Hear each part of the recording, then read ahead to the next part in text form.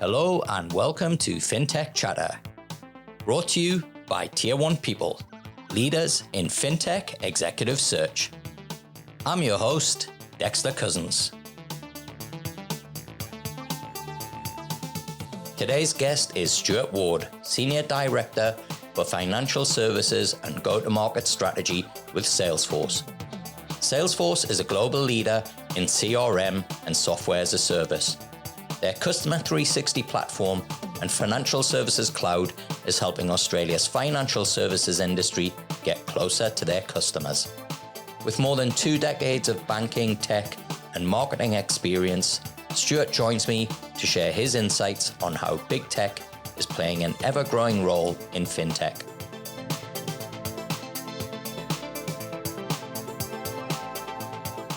But before we chat to Stuart, I've got a special opportunity to share with our tech community.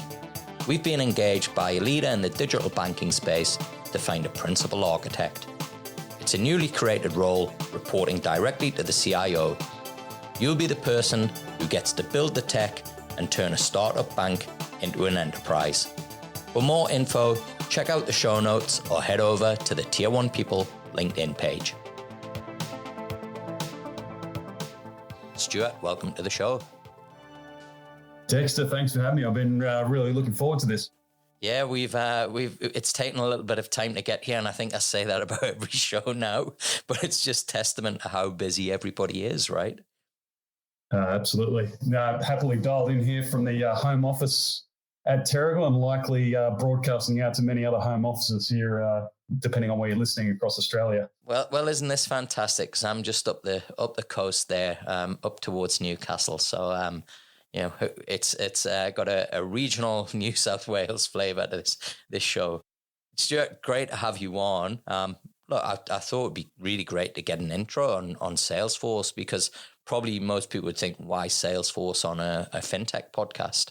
Yeah, it's a good question, Dexter. Like I was first exposed to Salesforce probably 4.5 years ago at a conference. I remember those. Where my perception was where we were just a CRM, helping with sales, sales flow automation, Salesforce automation. But it just occurred to me just how much impact they were having across the whole servicing, marketing, better understanding of customers. So I made the decision then, I'm going to join Salesforce, and 6 months later I was able to. And so since then, it's just been a remarkable 4 years, in the company. It's grown dramatically. And as an industry, we've had the Cedric Review, the Royal Commission, COVID-19, now this amazing product innovation with buy now, pay later, and the rise of fintech. So, we play a big role, and it's just such an honor to be part of that. Yeah. So what did you do before you joined Salesforce? It's almost like a Goonies moment. How far back do I go, Dexter? Oh, mate, take us back to the beginning. Eh? Everybody loves an origin story. Well, my mum and dad, they used to run a community bank at Ettalong on the Central Coast. And if I wasn't grazing my knees on my Diamondback BMX, I'd annoyingly spend after school. I was a mongoose boy. Yes. Interesting point, right? It's like, sorry to go off tangent, but I was showing my kids BMX Bandits, right, the other day, and I just thought how poetic that my favorite movie as a kid, I ended up living in the place where they shot it. And a timeless classic also. Yeah.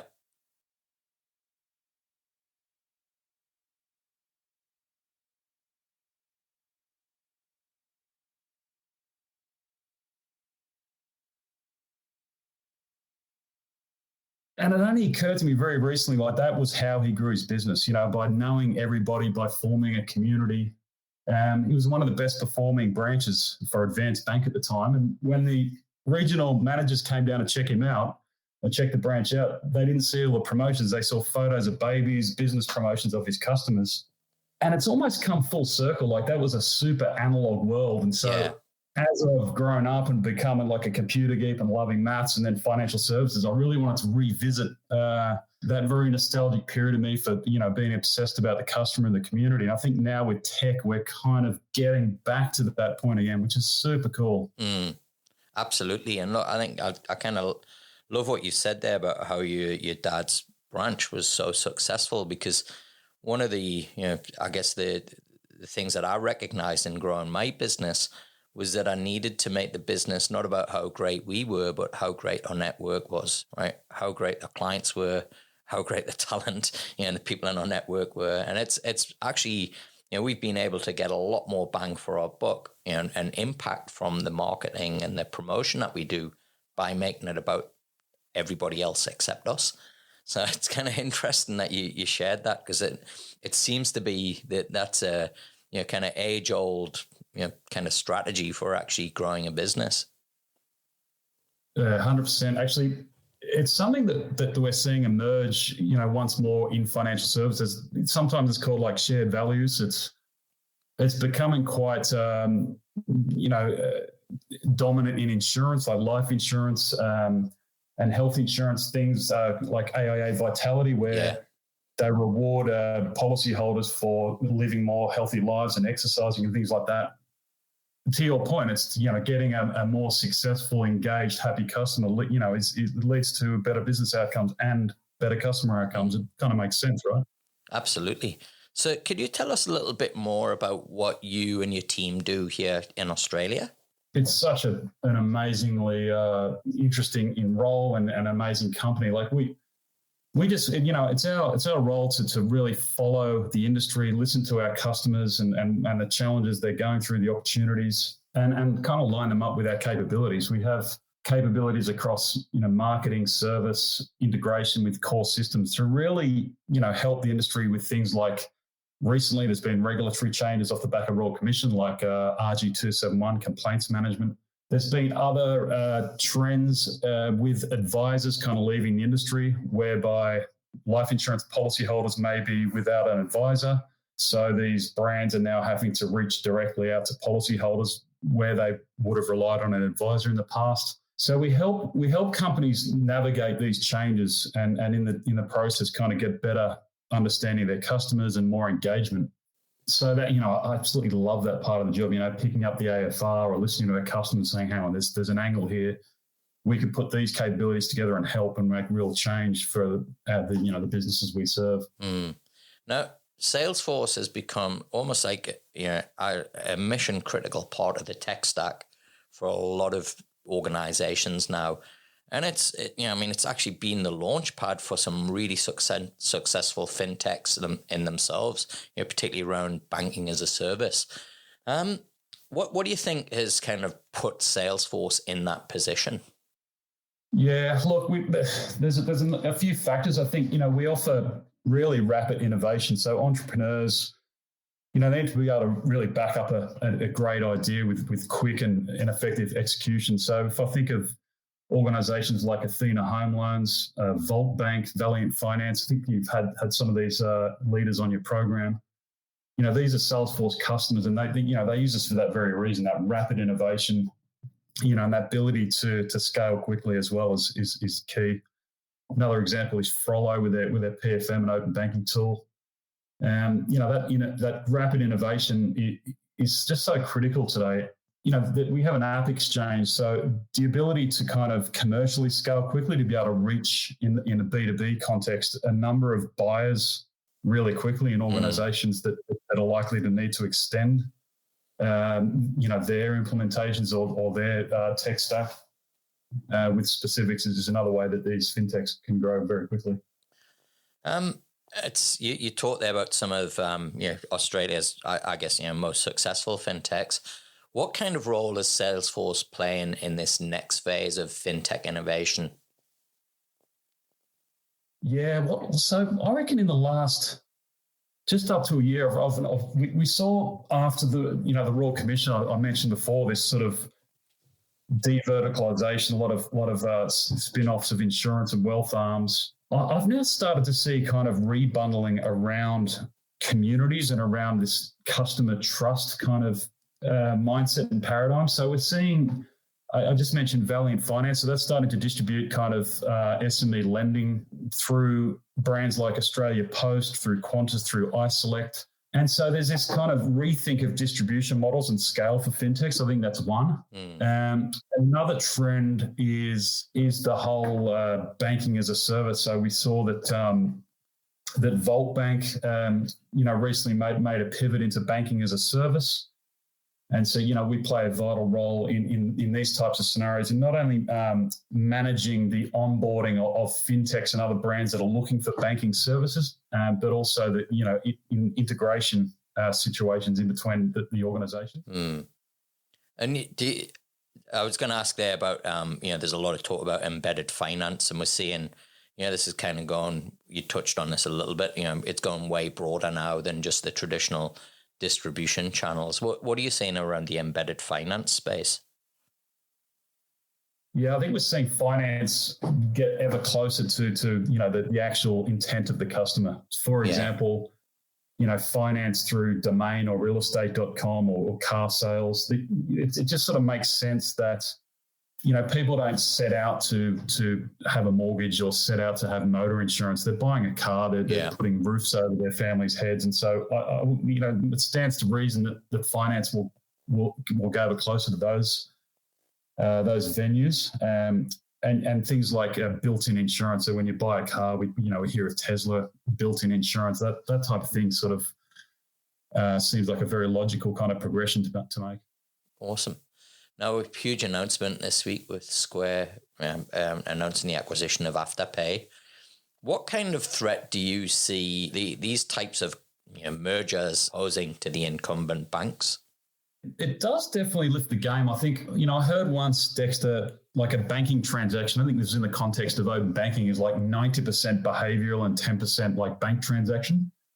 I probably got that quote wrong, but the point is, when you kind of own the transaction, the payment, the repayment, you start to get the right to kind of earn the trust and really have that personalization around the customer. We just completed a study with Bain around personalization, around digitization in financial services, and the majority of customers now expect this and want personalization from their financial service provider. And so when you see news like this, where a fintech's done incredibly well in Afterpay and now acquired by Square, that then becomes the face. The customers' buying patterns are now understood by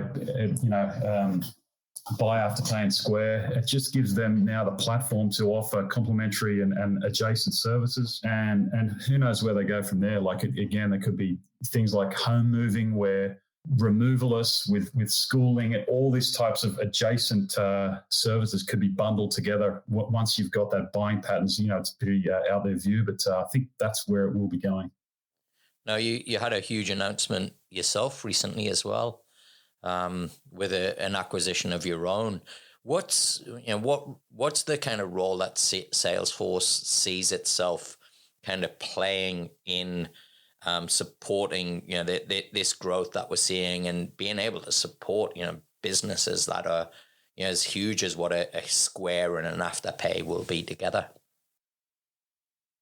Yeah, look, we've just integrated Slack into our business, so that acquisition happened very recently, and so we're just sort of building out. It's a 360 customer 360 platform, but really it looks at what are all the ways in which customers, not only customers, but brokers, financial planners, anywhere in our distribution channel, as fintechs or as incumbents, how do we better work with all of those individuals? And so that's a core understanding, in a CRM, but it's also things like marketing. It's also chatting or communicating between these parties in our Slack acquisition. And it's actually just overnight, actually, we made another announcement that on robotic process automation through Service Trace. That's going to help us get even deeper and make organizations more efficient. Like, Dex, I don't know if you saw, like, there's legislation now on Your Future, Your Super, that's going to make even more cost out pressures for superannuation.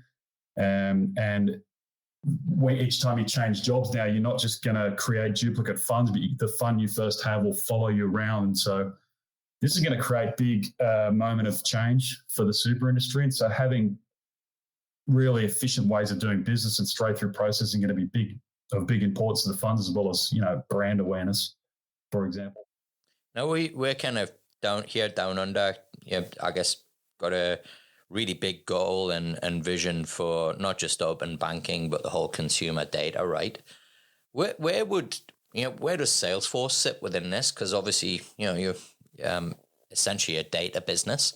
Where do you kind of see the whole CDR thing playing out, and what's the role that Salesforce can play in that? Yeah, look, I'm really excited about CDR and open banking. So we've invested in a local fintech called Basiq. Yeah. Basiq recently integrated with our app exchange. So, customers at Salesforce are able to enhance the data model to take on and get that understanding of customers with their consent, of course, through CDR. And so I just see, people, when you think about social media and Facebook and LinkedIn, you kind of rarely connect that back with internet that you and I are probably exposed to at its origins. And so I see open banking and CDR as being underpinning new types of more precise pricing, so better credit decisions. I see it underpinning more accessible access to financial planning and wealth advice. And I also see us offering services like the bill comparisons and compare the market type offerings of the next generation. So, as I said earlier, 90% behavior. So once you understand someone's spending, you can really provide some scaled robo-like advice. So Salesforce's role in these types of situations are just really helping to orchestrate more consistent journey. So as someone's applying for a loan, having them go through standard communications, ones which take into account their circumstances as discovered through the data provided by open banking, just to offer scaled kind of advice. They might be advising on spending, it might be advising on how to actually increase a loan amount if you show these behaviors. So there are a number of ways we can sort of help organizations benefit from that data. Another one might be in financial hardship. So, if a company can sort of maintain ongoing consent through CDR, it can be in a position to detect earlier any financial hardship that a customer's going through and kind of reach out and offer assistance, programmatically, but then very quickly triage to a person for those sensitive conversations. Yeah. So it can provide earlier warning and just a more consistent approach. Awesome. With that trust, of course. Now I wanted to have a chat with you about actually working at Salesforce. You hear, certainly I hear a lot of some of the challenges that you can have sometimes working with a US firm and being down here in Australia, and it can often feel like you're at the bottom of the world, and the kind of the second cousin that nobody kind of has any time for. What's been your experience? Well, I do have the occasional very early morning start or late night finish with talking to my colleagues in Europe or North America. I think the on balance is a big upside in that if one of our customers here in Australia is encountering a challenge that they're looking for our help on, it is very rare, Dexter, that someone hasn't encountered this globally. What's been very refreshing for me, having come from actually the financial service industry, is everyone really rallies very quickly around an issue or around an opportunity and just helps out. It's very, despite what someone's actual role is, it's about helping our customers, and our customer success. So I rarely feel like the distant cousin. Yeah. In fact, if you think about, from one aspect, the Royal Commission that we experienced in Australia is actually world leading in some respects that it sort of changed a lot of behaviours in the industry. So other locations are often looking to us now and things like open banking to see kind of what our point of view is, and that's a nice position to be in.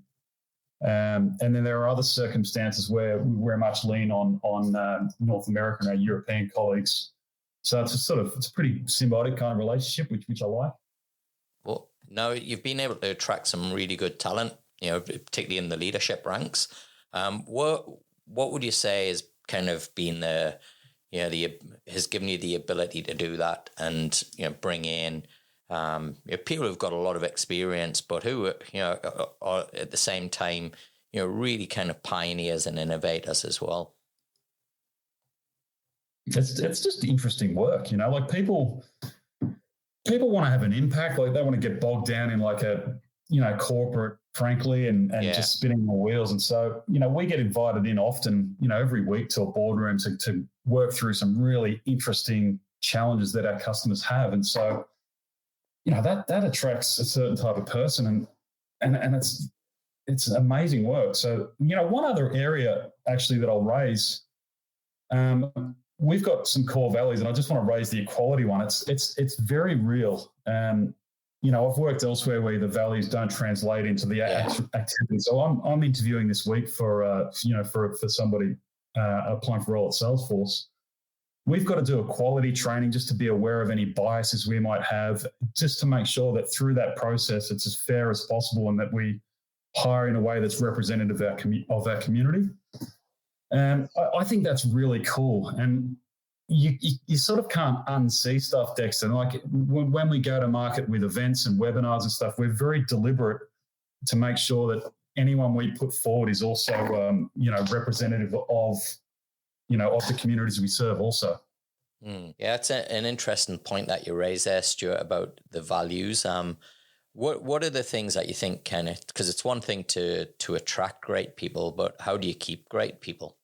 Something I've always believed in is just like it's meritocracy, and it's acknowledging each and all the efforts. Like I don't have direct reports at Salesforce. It's sort of, but work as part of a broader group. So often there'll be an idea, for example, like, super stapling or orphan life policies or, complaints management. There'll be something that'll come up in the industry and really, it's my role to kind of motivate and get people inspired from a range of different teams to get organized and pull together like a point of view or value proposition for our customers.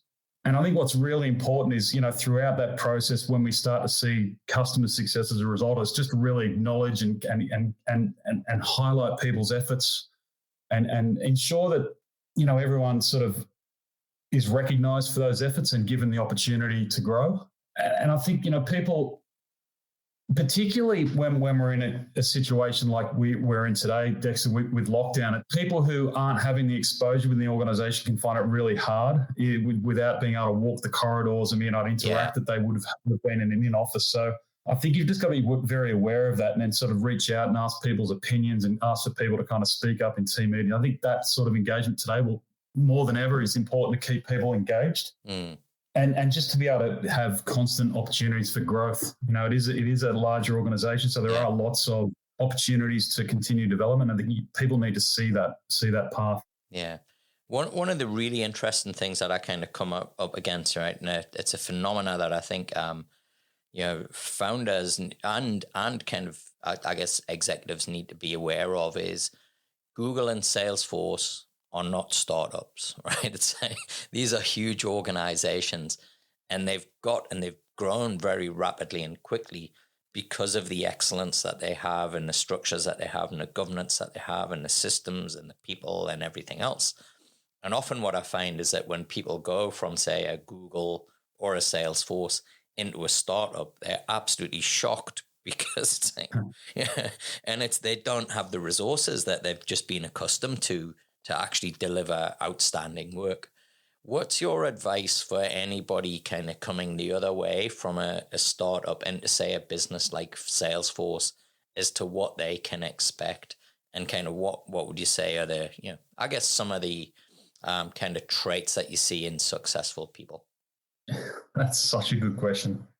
Look, so if I was coming from a fintech and we work with quite a few, I think keep the passion, like the founders and the early stage, employees of fintechs that we work with, that energy, that translates incredibly well at Salesforce or at Google or at any, large, tech organization. In the 4 years I've been here, and I know, we're over 20 years old, it hasn't slowed down. It hasn't, the expectations that we continue to help our customers, they don't stop as successful as we've been with our customers. This year, for example, and last year, we had we were planning one of Australia's largest technology events in our Salesforce World Tour. We had to pivot that, I think 4 weeks before we were due to have people arrive at the ICC in Sydney. That is a monumental pivot to have to make. In fact, we've made it again sort of this year with our Financial Services Summit, for example. We pivot regularly, despite the size of the organization, we still make very fast decisions and execute very quickly and with passion to help our customers. So that doesn't change. So keep the energy, keep the passion, and we want to burn as fewer calories as possible in helping our customers grow along with ourselves. So it sounds like what you're saying to me is it's not dissimilar at all, other than you're going to get the money and the resources to build stuff, and you don't have to worry about getting paid every month. 100%. Yep. Awesome. Now, it's been a big week, huge week for fintech here down under. One of the questions I had for you is what's your take on the current health check of the Aussie ecosystem? I'm not sure I should ask that one, but look, I'm going to ask it anyway. And what is your kind of sense on where the ecosystem's at right now down under? Well, what a great moment for Aussie Fintech with that acquisition with Afterpay and Square. I mean, it's going to be fantastic. It's going to generally raise valuations, going to get more people into the field. I think it's also going to see more of the the incumbencies, the larger sort of banks, insurers, wealth managers just look at how they can more easily integrate with fintech and bring more faster innovations into their organizations. We hear a lot about collaboration, Stuart, and I think the feeling in the industry, fintech industry, has been probably been a lot of lip service rather than actual collaboration. Are you seeing that kind of starting to change now, and the attitude change from the incumbents? I think in the absolutely, yeah. Look, for distribution, absolutely, and we're seeing more sort of equity stakes and acquisitions of fintechs. I believe so. I think that it just, if you think about how banks in particular used to procure, and we spoke about this a little bit when we were talking casually, like they tend, they can put organizations through large processes. And so what they've needed to learn to get better at is just acknowledging that these businesses are agile, they're early stage. And so they need to operate quickly because each day is costing a burn rate. And I think the industry is getting better at just, having specific departments that operate, that integrate and operate with fintech with that in mind to be faster and get them in sooner. What's got you most excited about fintech in Australia right now, other than the Afterpay Square acquisition? I think we've seen it like a mass sort of unbundling, a de-verticalization, like with the insurance and wealth kind of sell-offs and repositioning. I kind of think we're going to see that kind of build back up again at some point soon.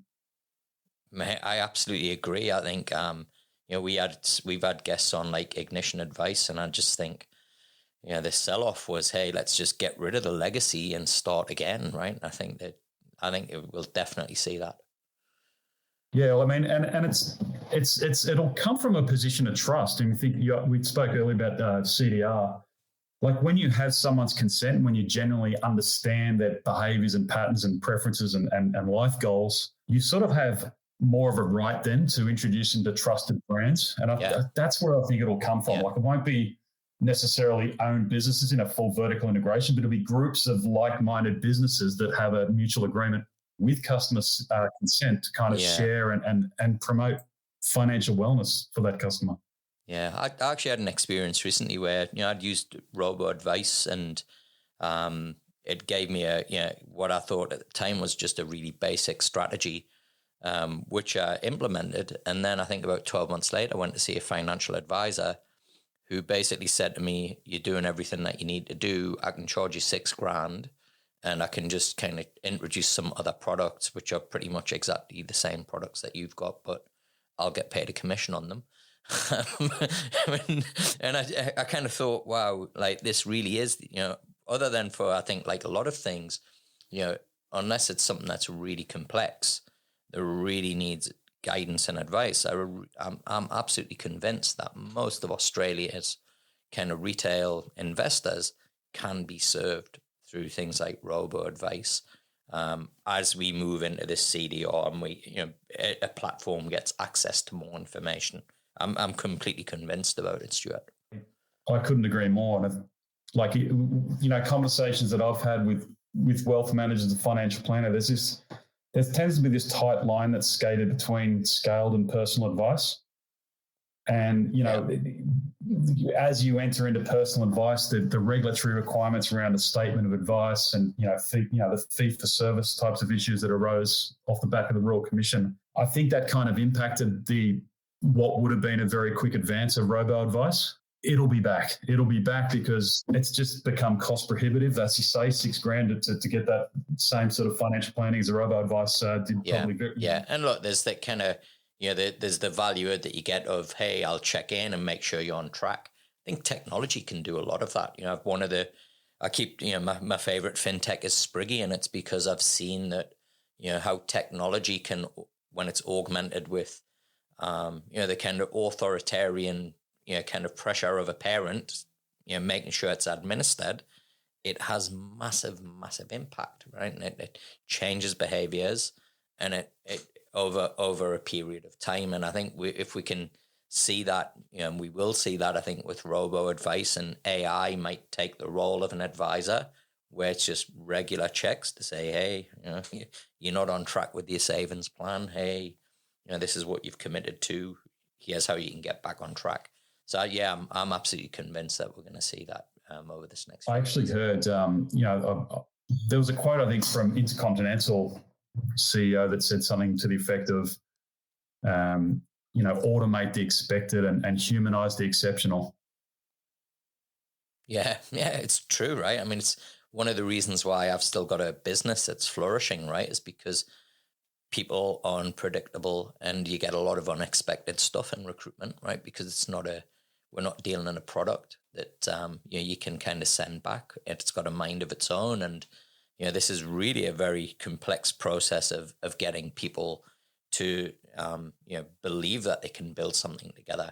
And so that takes a lot of hand-holding and nurturing and nudging.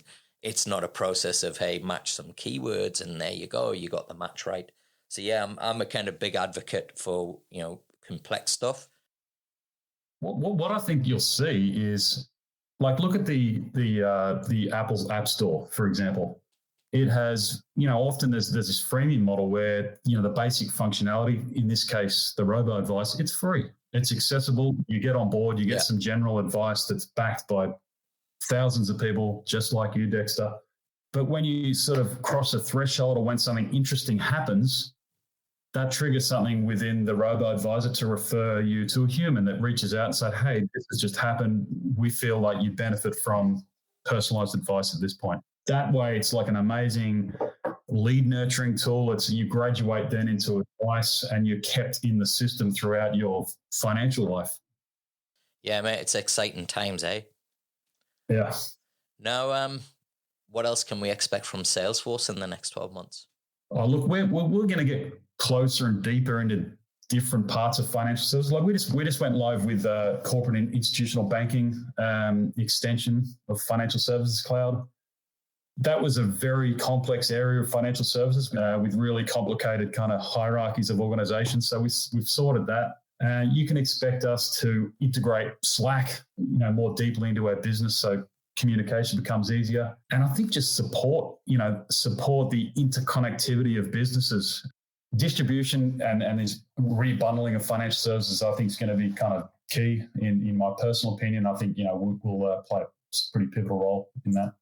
Fantastic. Well, Stuart, it's been absolutely great to have you on the show. Thanks for sharing everything about Salesforce. Absolutely, Dexter, and brush out the mongoose. Yeah, mate, I will. Thanks. Where can people find out more about Salesforce, and how can they get in touch with you? Look, just, jump on salesforce.com. You can search for our recent research we did with Bain, permission to personalize.